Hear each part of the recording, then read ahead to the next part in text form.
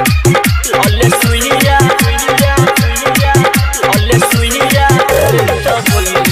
ये तो के सुयाल होई सब पहिले छौरी खाइले है टाइबले सुयाल होई सब पहिले छौरी खाइले है टाइबलेट नहीं तो बैठा जे तो धीरे धीरे तोहार के पेट नहीं तो बैठा जे तो धीरे धीरे तोहार के पेट सुयाल होई सब पहिले छौरी खाइले है टाइबलेट नहीं तो बैठा जे तो धीरे धीरे तोहार के पेट नहीं तो बैठा जे तो धीरे धीरे तोहार के पेट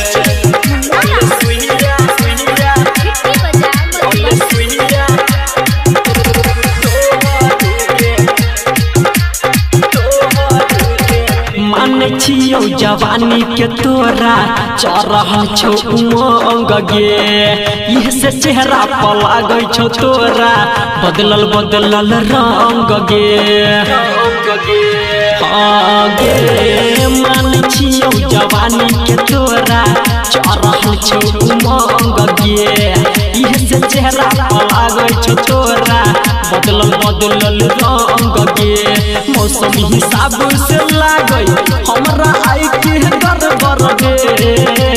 मौसम हिसाब से लागै हमरा आई के गड़बड़ गे छौनी धीरे धीरे बोली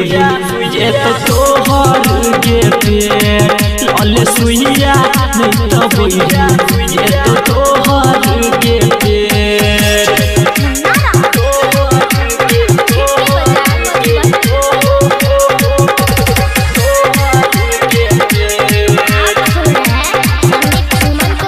रवि के सिकहो तोरा लेबो नहीं बाद में रिक्स गे पहले बात हमरा से छौरी कल आई तू फिक्स गे सब तोरी राइटर रवि के सिकहो तोरा लेबो नहीं बाद में रिक्स गे पहले बात हमरा से छौरिया कल आई तू फिक्स गे करे ने उल्टा सुलटा कल संदीप सुमन से करे ने उल्टा सुलटा